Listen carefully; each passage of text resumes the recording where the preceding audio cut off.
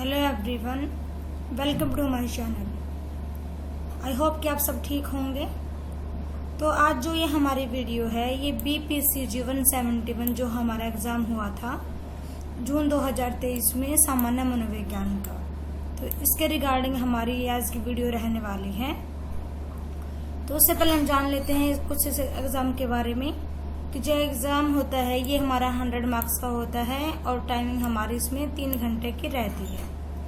या इस पूरे एग्ज़ाम में हमको टोटल 5 क्वेश्चन हमको यहाँ पे अटेम्प्ट करने होते हैं। तो देखिए यहाँ पे जो फर्स्ट क्वेश्चन है वो भाग 1 से क्या है कि मानव तंत्रिका तंत्र की व्याख्या कीजिए। जो मानव तंत्रिका तंत्र होता है वो किस प्रकार से काम करता है, कौन से उसके पार्ट्स होते हैं। तो फर्स्ट क्वेश्चन हमारा इसके बारे में रहेगा जिसका सॉल्यूशन मैं आपको अभी बताती हूँ। देखिए, तो ये देखिए हमारा फर्स्ट क्वेश्चन तंत्रिका तंत्र, जिसको इंग्लिश में बोलते हैं हम नर्वस सिस्टम। तो जब क्या होता है तंत्रिका तंत्र, देखिए क्या होता है कि जिस तंत्र के द्वारा विभिन्न अंगों का नियंत्रण और अंग और वातावरण के बीच में सामंजस्य जो स्थापित किया जाता है तो उसे ही हम तंत्रिका तंत्र कहते हैं। तो तंत्रिका तंत्र होता है वो एक जटिल संरचना, मतलब एक कॉम्प्लेक्स की फॉर्मेशन होती है और यह समग्र रूप से हमारी सभी गतिविधियों व कार्यों को ये कंट्रोल में करता है। कौन? तंत्रिका तंत्र।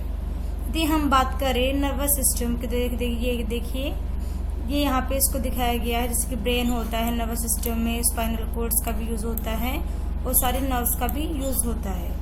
इसके अलावा यदि हम बात करें तंत्रिका तंत्र के भाग की, इसके पार्ट्स की, तो इसको 2 भागों में बांटा गया है, केंद्रीय तंत्रिका तंत्र में और परिधीय तंत्रिका तंत्र में। इसके बाद इसकी और मतलब यहाँ पे ब्रॉडली क्लासिफिकेशन है। या देखिए जो यहाँ पे central nervous system that means के CNS जो है उसको आगे जाके 2 भागों में बांटा गया है, ब्रेन में और स्पाइनल कॉर्ड में। और जो परिधीय या फिर पेरिफेरल जो नर्वस सिस्टम है उसको भी आगे 2 भागों में बांटा गया है, सोमैटिक नर्वस सिस्टम में और ऑटोनॉमिक नर्वस सिस्टम में। फिर उसके बाद ऑटोनॉमिक सिस्टम को भी यहाँ पे 2 भागों में बांटा गया है, जैसा कि आप देख पा रहे होंगे। तो जो सबसे पहले जो सेंट्रल नर्वस सिस्टम होता है, देखिए वो क्या होता है, जो केंद्रीय तंत्रिका तंत्र होता है वो 2 भागों से मिलकर बना होता है, मस्तिष्क से और मेरुरज्जु से। जो मस्तिष्क और मेरुरज्जु होते हैं ये केंद्रीय तंत्रिका तंत्र इनको कहा जाता है, क्योंकि ये हमारी बॉडी के मिड में मतलब ये लोकेटेड रहते हैं, इसी वजह से। इसके अलावा देखिए जो परिधीय तंत्रिका तंत्र होता है उसमें न्यूरॉन्स को शामिल किया जाता है। कौन से न्यूरॉन्स? जो मस्तिष्क और मेरुरज्जु के जो बाहर रहते हैं उन सबको इस वाले मतलब जिन सबको पेरिफेरल नर्वस सिस्टम में इंक्लूड किया जाता है। इसके अलावा जो पेरिफेरल नर्वस सिस्टम होता है उसको भी आगे जाके 2 भागों में बांटा गया है, जैसे कि मैंने आपको बताया था, सोमैटिक और ऑटोनॉमिक।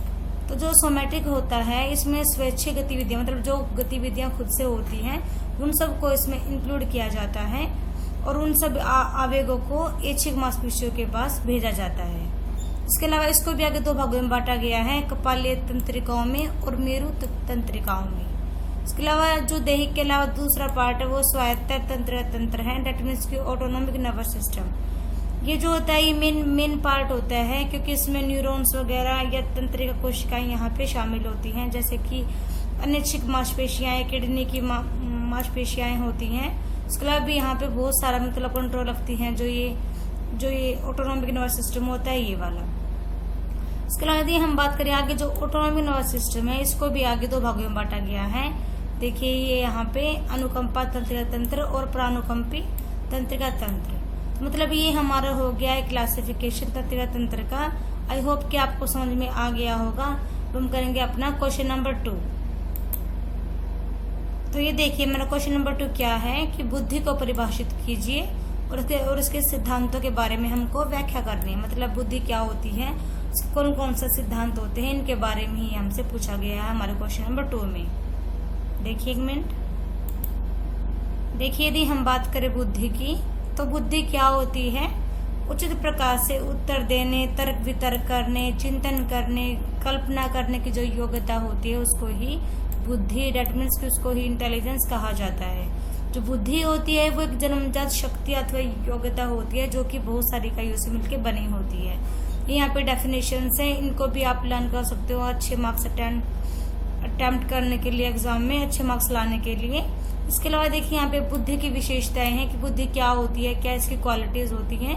तो जो बुद्धि होती है वो एक जन्मजात शक्ति होती है, इसमें चेंज भी हो सकते हैं, इस पे वंशानुक्रम और वातावरण दोनों का प्रभाव पड़ता है। इसके अलावा ये यहाँ पे और हैं, इनको भी आप रीड ऑन कर सकते हैं। इसके अलावा यहाँ यदि हम बात करें बुद्धि के प्रकारों की, तो देखिए यहाँ पे 3 प्रकार बताए गए हैं थोर्नडाइक व गेरेट के अनुसार। तो देखिए जो फर्स्ट है वो मूर्त बुद्धि है, सेकंड अमूर्त बुद्धि और थर्ड सामाजिक बुद्धि। यहाँ पे टॉपिक हमसे नहीं पूछा गया, बट फिर भी मैंने यहाँ पे डाला है क्योंकि क्वेश्चन 20 नंबर का है, इसी वजह से। उसके बाद यहाँ पे जो बुद्धि के हमसे सिद्धांत पूछे गए हैं कि बुद्धि के कौन कौन सी थ्योरीज थी और किस किसने दी थी। तो उसमें फर्स्ट हमारा सिद्धांत है स्पियर्समैन का बुद्धि सिद्धांत। देखिए स्पियर्समैन ने बुद्धि को क्या कहा कि जो बुद्धि होती है वो द्वितत्व होती है, कि जो बुद्धि के जो सिद्धांत होते हैं वो उसको द्वितत्व सिद्धांत के रूप में भी जाना जाता है, जो कि स्पियर्समैन ने दिया था। तो जो स्पियर्समैन ने दिए 2 फैक्टर कौन से थे, देखिए general factor G, specific factor S, मतलब कि सामान्य तत्व और विशिष्ट तत्व। जो सामान्य तत्व होता है ये सब में पाया जाता है, जन्मजातीय होता है, लेकिन जो विशिष्ट तत्व होता है, जो ये वाला स्पेसिफिक फैक्टर होता है, ये सब में नहीं पाया जाता, बट जिसमें पाया जाता है वो इंसान अपने जीवन में कुछ अलग करके ही मानता है। इसके अलावा देखिए सेकंड है सिद्धांत थ्रस्टन का। थ्रस्टन ने क्या कहा, जो थ्रस्टन का जो सिद्धांत है उसको समूह तत्व सिद्धांत या ग्रुप फैक्टर थ्योरी उसको कहा जाता है। इनका जो थ्रस्टन ने यहाँ पे कारक विश्लेषण पद्धति के आधार पर यहाँ पे कुछ निष्कर्ष निकाला था कि जो बुद्धि होती है वो प्राथमिक मानसिक योग्यता एक समूह होती है, जिसमें कि जो कि यहाँ पे उन्होंने 7 बताई थी। देखिए यहाँ पे ये 7 आपको दिख रही होंगी, जिनको आपको लर्न करना ही पड़ेगा एग्जाम के लिए। इसके अलावा जो थर्ड है वो है स्टर्नबर्ग का बुद्धि सिद्धांत। जो स्टर्नबर्ग थे उन्होंने 1985 में उनकी एक बुक थी बियॉन्ड IQ, उसमें ही इन्होंने अपने इस वाले सिद्धांत का प्रतिपादन किया था। तो जो इनका सिद्धांत है इसको सूचना प्रक्रम सिद्धांत, त्रितत्र सिद्धांत, त्रिचापीय सिद्धांत, मतलब इस नाम से जाना जाता है, क्योंकि इन्होंने अपने सिद्धांत में 3 प्रकार की बुद्धि का जिक्र किया था, जिसमें कि फर्स्ट है घटकीय बुद्धि या विश्लेषणात्मक बुद्धि, सेकंड अनुभवजन्य या सृजनात्मक बुद्धि, थर्ड संदर्भात्मक या व्यवहारिक बुद्धि। तो फर्स्ट होती है घटकीय बुद्धि। देखिए वो क्या होती है, इसमें जो समस्या का समाधान होता है वो सूचनाओं का विश्लेषण करके किया जाता है, मतलब कि यहाँ पे विश्लेषणात्मक क्षमता का प्रयोग किया जाता है समस्याओं का हल करने के लिए। इसके अलावा जो सेकंड है वो है अनुभवजन्य या सृजनात्मक बुद्धि। तो इसमें क्या होता है कि सृजनात्मकता का प्रयोग किया जाता है यहाँ पे, दैट मीन्स कि यहाँ पे क्रिएटिविटी का यूज किया जाएगा प्रॉब्लम सॉल्विंग के लिए। इसके अलावा जो थर्ड होती है ये व्यवहारिक बुद्धि होती है, जो कि दिन प्रतिदिन या व्यवहार में आने वाली समस्याओं का समाधान करती है। इसके अलावा देखिए स्टर्नबर्ग ने 3 घटक बताए हैं, इनको भी आप लर्न कर सकते हो अच्छे मार्क्स लाने के लिए। इसके अलावा देखिए यहाँ पे हॉवर्ड गार्डनर का बहुबुद्धि सिद्धांत भी है, जो कि हॉवर्ड गार्डनर ने अपनी book frame of the minds the theory of multiple intelligence में दिया था। इन्होंने यहाँ पे क्या बताया था कि जो बुद्धि होती है उसके 7 प्रकार होते हैं, लेकिन बाद में 1998 में इन्होंने अपनी बुक इंटेलिजेंस रिफ्रेम्ड के अंतर्गत इन्होंने 8वां प्रकार भी जोड़ दिया था, और 2000 में उन्होंने 9वां प्रकार भी जोड़ दिया था। तो मतलब इस प्रकार जो यहाँ पे हॉवर्ड गार्डनर के जो बुद्धि के जो मतलब यहाँ प्रकार है टोटल वहां पे 9 ये हो जाते हैं। तो यहाँ पे हमारा क्वेश्चन नंबर ये 2 भी पूरा हो जाता है। अब हम करेंगे अपना क्वेश्चन नंबर 3। देखिए क्वेश्चन नंबर 3 हमारा क्या है कि अभिप्रेरणा क्या है, और अभिप्रेरणा के सिद्धांतों की हमको चर्चा करनी है। मतलब जो अभिप्रेरणा क्या है, मतलब जो हम इसको यहाँ पे डिफाइन करेंगे, तो वो हमारा 5 नंबर का क्वेश्चन रहेगा। बट जो अभिप्रेरणा के जो सिद्धांत है वो क्वेश्चन हमारा टोटल 15 मार्क्स का रहेगा। तो अब हम करते हैं अपने इस क्वेश्चन को, क्वेश्चन नंबर 3 को देखिए। ये देखिए अभिप्रेरणा, आप सबको पता है इसको इंग्लिश में मोटिवेशन बोला जाता है। इसका मतलब क्या होता है, प्रोत्साहन देना, मतलब किसी काम को गति देना, किसी भी कार्य को गति प्रदान करना ही अभिप्रेरणा कहलाता है। मतलब ये यहाँ पे इसका वर्डली मीनिंग हो गया है, इसको आप पढ़ सकते हो। इसके अलावा जो अभिप्रेरणा होती है वो दो प्रकार की होती है। एक तो होती है सकारात्मक अभिप्रेरणा, पॉजिटिव मोटिवेशन, और सेकंड होता है नेगेटिव मोटिवेशन।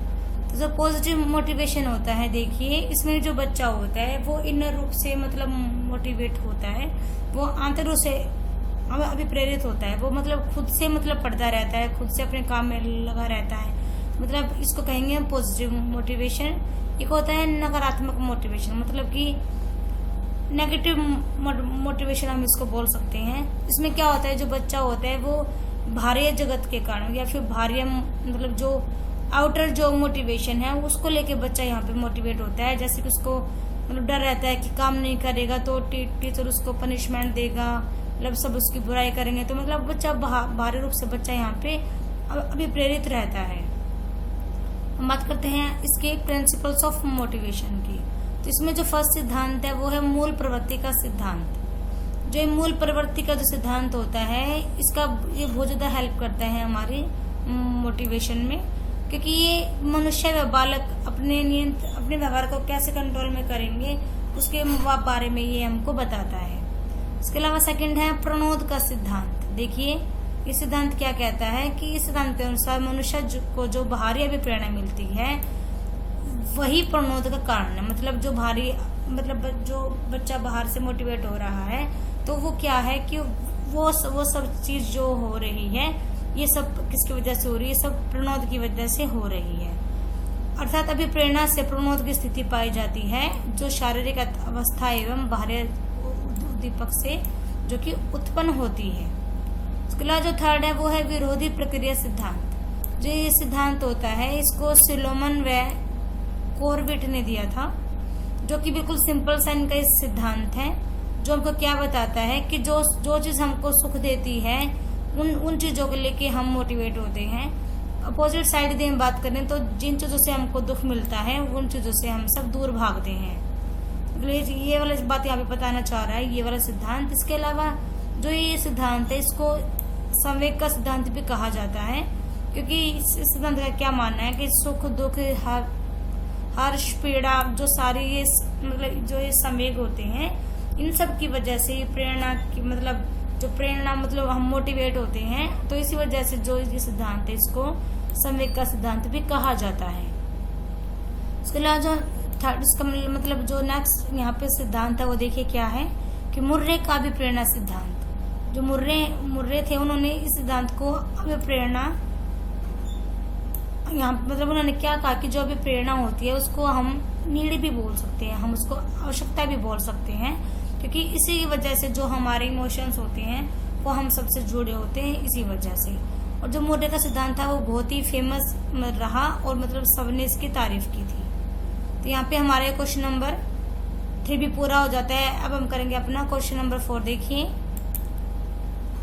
तो देखिए क्वेश्चन नंबर 4 हमारे मतलब हमको यहाँ पे टिप्पणियां करनी है, जिसमें कि फर्स्ट है स्मृति के मॉडल्स कौन से होते हैं, और सेकंड है व्यक्तित्व का मूल्यांकन कि कैसे हम व्यक्तित्व का मूल्यांकन करेंगे। तो इस वाले क्वेश्चन में हमारे 2 पार्ट्स हैं जो कि दोनों 10 मार्क्स के हैं। तो इसको हम करते हैं अभी। देखिए तो देखिए स्मृति, हम सबको पता है कि स्मृति क्या होती है। मेमोरी मतलब कोई भी चीज जब हमारे माइंड में मतलब हमको याद आ जाती है दैट मीन्स कि वही हमारी क्या है मेमोरी है, जिसका यूज करके हम किसी भी बात का या किसी काम का हम रिस्पॉन्स करते हैं, वही होती है हमारी मेमोरी। इसके अलावा देखिए यहाँ पे ये इसकी प्रोसेस है मेमोरी की, इसको भी आप पढ़ सकते हो। बट क्वेश्चन में हमसे स्मृति के मॉडल्स के बारे में पूछा गया है। इसमें फर्स्ट है स्मृति का पारंपरिक मॉडल। जो ये मॉडल है ये एटकिंसन व सिफ्रिन ने दिया था 1968 में। तो इनका क्या मानना था कि जो ह्यूमन्स जो मेमोरी होती है वो एक मतलब कंप्यूटर सिस्टम के जैसे ये काम करती है। तो उन्होंने यहाँ पे बताया था इस चीज को, इसको आप देख सकते हो। इसके अलावा इन्होंने यहाँ पे मतलब जो ये पार्ट्स बताए थे यहाँ पे इनको ही यहाँ पे आगे बताया गया है कि जो मेमोरी होती है देखिए वो एक तो संवेदी स्मृति होती है जिसमें कि जो सूचनाएं होती हैं, जो इन्फॉर्मेशन होती है वो बहुत ही ज्यादा टाइम के लिए रहती हैं। इसके अलावा जो सेकंड है वो है लघु स्मृति। जो ये होती है इसमें जो इन्फॉर्मेशन रहती है वो बहुत कम समय के लिए रहती है, अप्रोक्सीमेट 30 सेकंड्स के लिए बस। यदि हम बात करें दीर्घकालीन मतलब लॉन्ग टर्म मेमोरी की, तो इसको ही हमारी यादों का भंडार कहा जाता है, क्योंकि इसकी वजह से ही हम मतलब कल से लेके अपने पास की सारी बातें हमको याद रहती है हमारे माइंड में, सिर्फ दीर्घकालीन स्मृति के कारण, लॉन्ग टर्म मेमोरी के कारण। उसके बाद जो दूसरा मॉडल है वो है स्तर प्रक्रम संसाधन मॉडल। ये वाला मॉडल है ये एटकिंसन व शिफ्रिन के मॉडल का बिल्कुल ये खंडन करता है। ये मॉडल क्या कहता है कि मतलब ये LOP मतलब लेवल ऑफ मतलब ये प्रोसेसिंग के लेवल को बताएगा, लेवल ऑफ प्रोसेसिंग कि मतलब किस प्रकार से काम किया जा रहा है, उसके अकॉर्डिंग ही हमको पता चलता है कि मतलब कैसे मतलब जो सूचना है उसको प्राप्त करना है। ये सारी चीज इस बात पे ही डिपेंड करती है। तो जो ये मतलब ये LOP था ये क्रैक टूलिंग ने दिया था 1975 में, इसमें कि उन्होंने 3 टॉपिक की बात की थी। देखिए 3 टॉपिक आपके सामने हैं, तो इनके बारे में ही उन्होंने बात की थी। तो ये हमारा इस 4th क्वेश्चन का फर्स्ट पार्ट यहाँ पे कंप्लीट हो जाता है। हम करेंगे इसका पार्ट 2। तो ये देखिए जो पार्ट 2 था वो हमारा क्या था, व्यक्तित्व का मूल्यांकन, कि कैसे हम मूल्यांकन करेंगे व्यक्तित्व का, तो उसके बारे में ही हमारा ये क्वेश्चन। तो उसके लिए यहाँ पे 2 प्रकार बताए गए हैं। एक तो है आत्म प्रतिवेदन, मतलब खुद के बारे में ही लिखेगा, जो मतलब कैंडिडेट होता है वो खुद अपने बारे में बताता है सारी चीज, तो वही होता है आत्म प्रतिवेदन माप। जिसमें कि देखिए यहाँ पे इसके कुछ एग्जाम्पल्स हैं, जैसे आपको दिख रहे होंगे मिनेसोटा बहुपक्षीय व्यक्तित्व सूची, इसके अलावा आइजैक व्यक्तित्व प्रश्नावली, इसके अलावा 16 PF भी है, मतलब ये इसके पार्ट्स है। इसके अलावा जो प्रक्षेपी तकनीकें होती है, देखिए ये एक अप्रत्यक्ष तरीका होता है ये व्यक्तित्व को मापने का, जिसमें कि मतलब अप्रत्यक्ष उपायों का इसमें सहारा लिया जाता है। इसके यदि हम इसके एग्जांपल्स की बात करें तो रोशाक परीक्षण हो गया, होल्टमैन शाही धब्बा परीक्षण हो गया यहाँ पे। इसके अलावा देखिए यहाँ पे बहुत सारे यहाँ पे परीक्षण है इस वाले पार्ट के। इसके अलावा भी देखिए इस परीक्षण की यदि हम कमी की बात करें तो क्या है कि इसमें इससे वैधता और विश्वसनीयता यहाँ पे नहीं होती है, बल्कि जो दूसरी जो प्रतिक्रियाएं होती हैं वो ज्यादा व्यक्तिपरक होती हैं। तो ये हमारा यहाँ पे 4th क्वेश्चन भी यहाँ पे पूरा हो जाता है। अब हम करेंगे अपना क्वेश्चन नंबर 5। तो ये देखिए क्वेश्चन नंबर 5 हमारा क्या है, यहाँ से हमारा भाग नंबर 2 स्टार्ट हो जाता है। तो क्वेश्चन नंबर 5 देखिए हमारा क्या है, शिक्षा, खेल, आपराधिक एवं फोरेंसिक के क्षेत्रों में मनोविज्ञान की चर्चा कीजिए। मतलब इन सभी सेक्टर्स में जो मनोविज्ञान है वो कैसे अपना रोल प्ले करता है उसके बारे में ही हमारा ये क्वेश्चन रहने वाला है। तो देखिए इसको अभी, तो देखिए इसमें शिक्षा और खेल जैसे पहले दिया गया है, तो शिक्षा और खेल में जो फर्स्ट पार्ट है वो शैक्षिक मनोविज्ञान है, एजुकेशनल साइकोलॉजी है, जो कि एजुकेशन से रिलेटेड ही बात करती है कि कैसे मतलब जो क्लास है उसमें कैसे कौन सी मतलब टीचिंग मेथड्स का यूज किया जाए, कैसे बच्चों को सिखाया जाए, ये सारी चीजें हमारी एजुकेशनल साइकोलॉजी में आ जाएंगी। उसके बाद देखिए सेकंड है इसमें स्कूल मनोविज्ञान, मतलब कि स्कूल साइकोलॉजी। तो इसमें क्या होता है मतलब कि कैसे जो बच्चा मतलब कुछ चीज बच्चे नहीं सीख पा रहा है, कौन कौन सी यहाँ पे डिफिकल्टीज आ रही हैं, क्या क्या बच्चा यहाँ पे प्रॉब्लम फेस कर रहा है, तो उन सब का यहाँ पे सॉल्यूशन की बात की जाएगी, उन सभी कठिनाइयों के बारे में बात की जाएगी और उन सब का निदान यहाँ पे करने की कोशिश की जाएगी। इसके अलावा देखिए यहाँ पे थर्ड है खेल मनोविज्ञान, जो कि हमसे पूछा गया है। तो खेल मनोविज्ञान आप सबको पता होगा, जिसमें कि हम खेल के बारे में बात करेंगे कि मतलब जो खिलाड़ी होते हैं उनके सारे नीड्स का ध्यान रख के उसके बारे में ही बात की जाएगी। नेक्स्ट इसमें आपराधिक और फोरेंसिक। तो इसमें फर्स्ट है पहले फोरेंसिक मनोविज्ञान। तो फोरेंसिक मनोविज्ञान जो होता है ये मनोविज्ञान आपराधिक न्याय प्रणाली के बीच का ये क्षेत्र होता है, जो कि मतलब ये हर बात के बारे में बताता है कि मतलब कैसे हमको जानकारियां मिलेंगी किसी भी अपराधी के बारे में या फिर अदालत से संबंधित, जो मतलब हर टॉपिक पे बात करता है आपराधिक मामलों से जुड़े हुए सब टॉपिकों के बारे में। इसके अलावा नेक्स्ट है यहाँ पे आपराधिक मनोविज्ञान।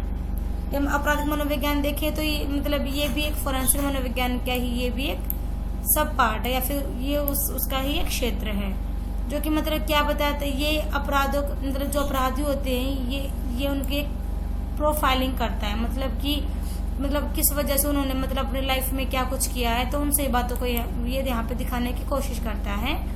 तो मतलब ये एक पैटर्न होता है जिसके थ्रू पता लगाया जाता है अपराधी के बारे में कि किन वजह से मतलब जो अपराधी है वो अपराधी बना है, तो ये सभी यहाँ पे बताया जाता है। क्रिमिनल साइकोलॉजी का यूज करके। तो ये हमारे क्वेश्चन पे पूरा हो जाता है। क्वेश्चन नंबर 5 हम करेंगे अपना क्वेश्चन नंबर 6। तो ये देखिए, ये हमारा क्वेश्चन नंबर 6 की बुद्धि लब्धि IQ की व्याख्या कीजिए और बुद्धि परीक्षण के विभिन्न प्रकारों की चर्चा कीजिए। मतलब जो बुद्धि परीक्षण मतलब बुद्धि लब्धि क्या होती है, IQ लेवल क्या होता है, IQ मतलब इंटेलिजेंस क्यूटेंट क्या होता है, उसके बारे में हम बात करेंगे। कैसे मतलब उसका जो फॉर्मूला है वो बना, या फिर कैसे मतलब उसका परीक्षण है, इन सब के बारे में हमारे वाला क्वेश्चन रहेगा। देखिए यहाँ से स्टार्ट हो जाता है हमारा ये वाला टॉपिक बुद्धि के मूल्यांकन से, कि मतलब जो बुद्धि शब्द है वो सबसे पहले फ्रांसिस गाल्टन ने यूज किया था। इसके अलावा ये यहाँ पे मतलब मानसिक परीक्षण बना, सबसे पहले कैटल ने बनाया था 1890 में। इसके बाद 1905 में सबसे पहले बुद्धि परीक्षण बनाया गया, जो कि बिने साइमन बुद्धि परीक्षण के नाम से जाना गया। इसके अलावा देखिए यहाँ पे फिर अल्फ्रेड बिने ने भी मानसिक आयु मतलब शब्द का प्रयोग किया था। फिर ये फॉर्मूला निकल गया सबसे पहले IQ निकालने का, जो कि 1912 में दिया था स्टर्न कुहलमान ने। उसके बाद इसमें कुछ मतलब यहाँ पे कुछ संशोधन किए गए थे, जो कि टर्मन ने किए थे 1916 में, कि क्या जमेंट जो मतलब मानसिक आयु अपोन में क्रोनिकल एज, जो मतलब उसकी एज आ रही है इनटू में 100। ये फॉर्मूला होता है IQ निकालने का। उसके अलावा यहाँ पे देखिए बुद्धि लब्धि मतलब मतलब यहाँ पे उसका वितरण किया गया है, जिसको यहाँ पे दिखाया गया है कि मतलब यदि IQ इतना होगा तो वो बंदा मतलब किस कैटेगरी में आएगा, इतना होगा तो किस कैटेगरी में आएगा। तो मतलब ये चीज यहाँ पे दिखाई गई है। उसके अलावा यदि हम बात करें बुद्धि परीक्षण के प्रकारों की, तो इन प्रकारों को 3 भागों में बांटा गया है। देखिए फर्स्ट व्यक्तिगत है, फिर इसका सब पार्ट सामूहिक, मतलब फिर सेकंड शाब्दिक और अशाब्दिक, फिर संस्कृति निष्पक्ष और संस्कृति अभिनीत परीक्षण। तो जो व्यक्तिगत होते हैं देखिए उसके पार्ट आपको दिख रहे होंगे। इसके अलावा देखिए आगे फिर वैश्विक बुद्धि मापनी आ जाता है। उसके बाद फिर समूह बुद्धि परीक्षण मतलब जो कि किसी समूह के लिए यूज किए जाते हैं, जैसे कि इसके एग्जांपल देखिए आप बहुआयाम ये अभिक्षमता बैटरी परीक्षण हो गया, या रेवेन का प्रोग्रेसिव मैट्रिसेस हो गया है। तो मतलब ये इसके सारे एग्जांपल्स हैं। उसके बाद जैसे शाब्दिक परीक्षण आ गए, जिसमें कि शब्दों का प्रयोग किया जाएगा टेस्ट करने के लिए। उसके अलावा जो अशाब्दिक परीक्षण भी होते हैं। इसके अलावा देखिए अशाब्दिक परीक्षण भी हैं, जिनमें कि शब्दों का यूज नहीं किया जाता है, कुछ पैटर्न्स को फॉलो किया जाता है। ये इसके एग्जांपल्स हैं, इनको भी आप देख सकते हो। इसके अलावा जो यहाँ पे थर्ड पार्ट है वो देखिए क्या है कि संस्कृति निष्पक्ष और संस्कृति अभिनिष्ठ परीक्षण। मतलब इसमें यहाँ पे कि मतलब कैसे हम मतलब जो परीक्षण हो रहे हैं हम उसको पूर्वाग्रह से बचा के रखे, मतलब ये सारी चीजें यहाँ पे इसके बारे में बताई गई हैं। इसके अलावा देखिए यहाँ पे इसके कुछ एग्जांपल्स भी, इनको भी आप देख सकते हो। मेरा मोटिव यहाँ पे आपको इसको सॉल्यूशन देना है। यदि आपको डीपली पढ़ना है तो आप चैनल पे जाके पढ़ सकते हैं। मैंने वहाँ पे हर एक टॉपिक वहाँ पे मेंशन कर रखा है। तो यहाँ पे हमारा क्वेश्चन नंबर 6 पूरा हो जाता है। अब हम करेंगे अपना क्वेश्चन नंबर 7। तो ये देखिए क्वेश्चन नंबर 7 हमारा क्या है, व्यक्तित्व के मनोविश्लेषक सिद्धांत की चर्चा कीजिए।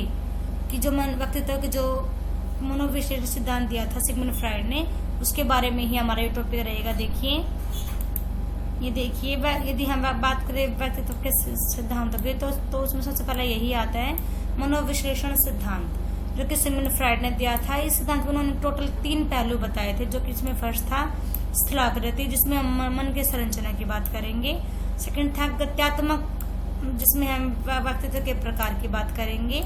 और थर्ड था मनोलैंगिक विकास अवस्था, जो कि उन्होंने टोटल 5 बताई थी। तो देखिए इसमें सबसे पहले जो स्थलाकृति है मन की संरचना, तो देखिए उसके बारे में यहाँ पे क्या दिखाया गया है कि जो मन होता है उसके 3 भाग बताए गए थे यहाँ पे, चेतन मन, अचेतन मन और अर्धचेतन मन। तो जो चेतन मन होता है वो हमारी जागृत अवस्था होती है। जो अचेतन मन होता है उसमें हमारी कटु अनुभूतियां होती हैं, जो भी हमारे मतलब जो भी हमारे पास्ट मतलब कुछ भी हमारे लिए बुरी घटनाएं रही तो वो सारी हमारी यहाँ पे इसी में सेव हो जाती हैं। तो फ्राइड ने भी सबसे इम्पोर्टेंट इसी को माना है, क्योंकि ये हमारे चेतन मन का 9/10 भाग ये होता है। इसकी जो रेश होती है वो बहुत ज्यादा होती है इसकी वजह से। इसके अलावा जो थर्ड पार्ट है वो है अर्धचेतन मन, मतलब यहाँ पे ये चेतन व अचेतन दोनों के बीच की अवस्थाएं होती हैं। यदि कोई बात हम भूल जाते हैं और एकदम से हमारे माइंड में आ जाती है तो दैट मीन्स कि वो अर्धचेतन मन से आई है। इसके अलावा देखिए इसमें आगे सेकंड जो पार्ट होता है गत्यात्मक, जिसमें कि यहाँ पे 3 भाग बताए थे फ्रायड ने, इड, ईगो और सुपर ईगो। तो जो इड होता है वो सुखवादी सिद्धांत होता है, जो इंसान सिर्फ अपने सुख के बारे में ही बात करता है। जो ईगो होता है वो वास्तविक सिद्धांत पर आधारित ये रहता है। सुपर ईगो होता है वो आदर्शवादी सिद्धांत पर आधारित होता है। तो यहाँ पे देखिए इनको भी आप रीड कर सकते हो, मैंने यहाँ पे शॉर्ट में लिख रखा है इसी वजह से। इसके अलावा यहाँ पे देखिए सिगमंड फ्रायड ने मनोलैंगिक विकास की 5 अवस्था बताई थी, जैसे कि मैंने आपको बताया था। तो उसमें फर्स्ट है मुख्य अवस्था ओरल स्टेज, जो कि जन्म से 2 वर्ष होती है। सेकंड है गुदावस्था एनल स्टेज। थर्ड लिंग प्रधान अवस्था, या फिर हम इसको लैंगिक अवस्था भी कह सकते हैं। और फोर्थ है लैटेंसी स्टेज, जो कि 6 से 12 वर्ष होती है। और फिफ्थ है जननेंद्रिय अवस्था, जो कि 12 वर्ष के बाद होती है। तो ये देखिए ये यहाँ पे इसका एक्सप्लेनेशन है। तो जो फर्स्ट होती है उसको मुख्य अवस्था कहा जाता है। इसमें जो बच्चा होता है वो मतलब अपनी जो मतलब उसकी मुख्य प्रवृत्तियां होती है वो मुख में ही केंद्रित रहती हैं।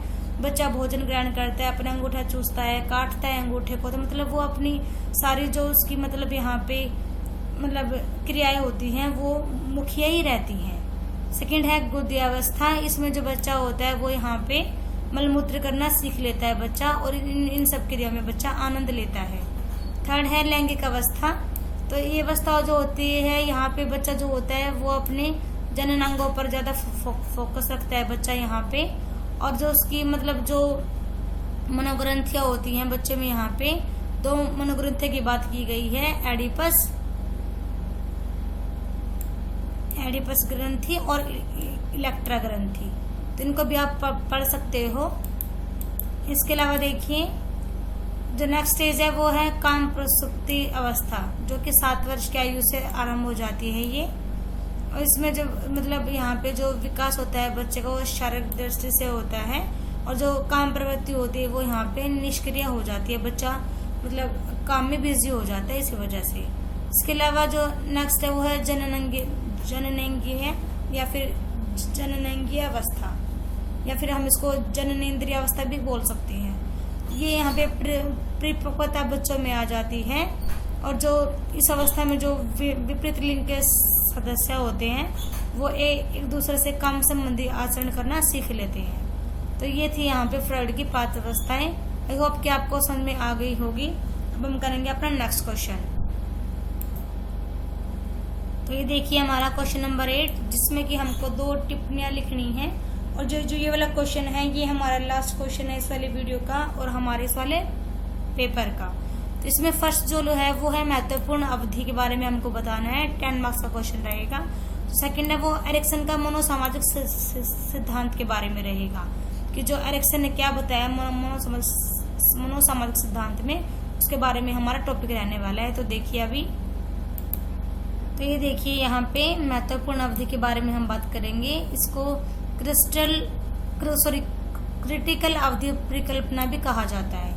इसमें क्या बताया गया है कि एक जैविक रूप से एक निर्धारित एक समय अवधि होती है जिसमें जो बच्चा होता है वो भारी उत्तेजना और अन्य समय की तुलना में पर्यावरण के प्रति वो बच्चा जो होता है वो ज्यादा संवेदनशील होता है। तो ये सब यहाँ पे बताया गया है। इसके अलावा देखिए आप यहाँ से और भी पढ़ सकते हो इसके बारे में, मैंने ऐड ऑन कर रखा है, इसको भी आप देख सकते हो और आराम से पढ़ सकते हो अपने एग्जाम के लिए। तो यहाँ पे हमारे फर्स्ट पार्ट यहाँ पे मैंने आपको करा दिया है क्वेश्चन नंबर 8 का। हम करेंगे क्वेश्चन नंबर 8 का सेकंड पार्ट। देखिए जो क्या है एरिक एरिक्सन का मनोसामाजिक सिद्धांत। देखिए इस वाले सिद्धांत में उन्होंने टोटल यहाँ पे हमको 8 अवस्था के बारे में बताया है एरिक्सन ने, जिसमें कि फर्स्ट जो हमारी अवस्था वो देखिए क्या है, शैशव अवस्था है, या इसको हम विश्वास बनाम अविश्वास भी इसको कहा जाता है। और ये जन्म से लेके 1 या फिर 1.5 साल तक रहती है। इसमें जो बच्चा होता है यदि पेरेंट्स बच्चे को रोता हुआ छोड़ के चले जाते हैं तो बच्चों में अविश्वास रहेगा, और यदि पेरेंट्स बच्चों को विश्वास में ले रहे हैं तो बच्चे वहां पे प्रदर्शन करेंगे विश्वास का। इसके अलावा देखिए यहाँ पे आप 1 मिनट में इसको बड़ा जूम कर देती हूँ। उसके बाद जो सेकंड हमारी स्टेज है वो देखिए क्या है, स्वतंत्रता बनाम लज्जाशीलता। यदि आप बच्चा खुद से मतलब काम करना चाहता है, यदि आप बच्चे को मतलब रोकते हो टोकते हो तो बच्चे में लज्जाशीलता आ जाएगी, मतलब कि बच्चा शेम फील करेगा। और इसके अपोजिट यदि बच्चा कुछ कर रहा है और आप उसको करने दे रहे हो तो बच्चे में ऑटोनॉमी विकसित हो जाती है। उसका टाइम पीरियड रहता है वो 1.5 से 3 वर्ष रहता है। इसके अलावा जो नेक्स्ट है वो है पहल शक्ति बनाम दोष भावना। मतलब कि ये 4 से 6 साल की अवस्था होती है। यहाँ पे बताया गया इसके बारे में, वही है कि बच्चा अपना काम करता है, खेलता कूदता है, उस बारे में बताया गया है। नेक्स्ट है उद्यमता बनाम हीनता। इसको स्कूल एज कहा गया है, जो कि 6 साल से लेके 11-12 साल तक की आयु रहती है। इसके अलावा यहाँ पे देखिए बच्चे की शिक्षा के बारे में बात की जाएगी इस वाली अवस्था में। और नेक्स्ट है यहाँ पे किशोर अवस्था, अहम पहचान बनाम भूमिका संभ्रांति। मतलब ये जो इसमें जो एज होती है वो 12 साल से लेके 19 या 20 साल तक होती है। इसमें जो बच्चा होता है वो अपनी मतलब अपने वो अहदे को पहचान नहीं पाता है, उसकी मतलब उसको कंफ्यूजन बनी रहती है अपने रोल को लेके। इसके अलावा जो नेक्स्ट है वो है घनिष्ठता बनाम अलगाव या फिर विलगन। मतलब इस वाली एज में क्या होता है कि 20 साल से यहाँ से स्टार्ट होगी, यहाँ पे 30 साल तक इसमें आयु आती है। तो मतलब यहाँ जिनकी शादी होनी होती है वो इसी एज में हो लेती है। जिसकी शादी हो जाती है तो मतलब कि वो घनिष्ठता फील करेगा, और जिसकी नहीं होती है तो मतलब वो अलगाव या विलगन वो फील करेगा। उसके बाद जो नेक्स्ट है वो है जननात्मकता बनाम स्थिरता। मतलब जिनकी शादी हो गई थी तो मतलब वो तो मतलब यहाँ पे अपनी नेक्स्ट जनरेशन के बारे में सोचेंगे कि भी कैसे हम बच्चों का फ्यूचर बनाए, ये है वो उनके बारे में ही। बट जो नेक्स्ट जिनकी शादी नहीं हुई थी तो मतलब यहाँ पे उनकी लाइफ में स्थिरता आ जाती है। यदि हम बात करें यहाँ पे एज की तो यहाँ पे 30 वर्ष से यहाँ लेके यहाँ पे 65 साल तक की बात की गई है। इसके अलावा देखिए यहाँ पे ज्यादा जूम हो गया ये वाला पेज, इसको मैं ठीक कर देती हूँ 1 मिनट। उसके अलावा जो नेक्स्ट पार्ट यहाँ पे है लास्ट वो है अहम संपूर्णता बनाम निराशा। ये 65 साल के बाद की एज है जो कि डेथ तक रहती है। तो इसमें मतलब जिनकी शादी हो गई थी वो अपने बारे में सोचते हैं कि क्या मैंने अपने सारा काम पूरा किया या फिर नहीं किया, क्या मैं अच्छे से अपना रोल प्ले कर पाया नहीं कर पाया। मतलब जिनकी शादी हुई थी वो ऐसा सोचेगा, और जिनकी नहीं हुई थी उसको सिर्फ निराशा ही हाथ लगेगी कि मैं तो अपनी पूरी लाइफ में कुछ भी नहीं कर पाया इस प्रकार से। तो ये हमने यहाँ पे इसके अलावा भी आप यहाँ पे देख सकते हो। इसको थोड़ा जूम कर देती हूँ, आप इसको देख लेना 1 मिनट कि मतलब यहाँ पे बता रखा है कि मतलब कैसे यहाँ पे रिश्ते होते हैं, इसके अकॉर्डिंग कैसे बच्चा तरीका अपनाता है, ये सारी चीजें। तो आज हमने किया यहाँ पे ये BPCG 171 का पेपर। आई होप कि आपको समझ में आ गया होगा। मैंने यहाँ पे आपको इसका फुल सॉल्यूशन करा दिया है। तो आई होप कि आपको समझ में आ गया होगा और आपके लिए हेल्पफुल रहा होगा। यदि आपको हेल्प मिल रही हो मेरे कंटेंट से या मेरी वीडियो से तो प्लीज़ वीडियो को लाइक करें, शेयर करें और ज़्यादा से ज़्यादा हमारे चैनल को सब्सक्राइब करें। Thanks everyone, thanks for watching.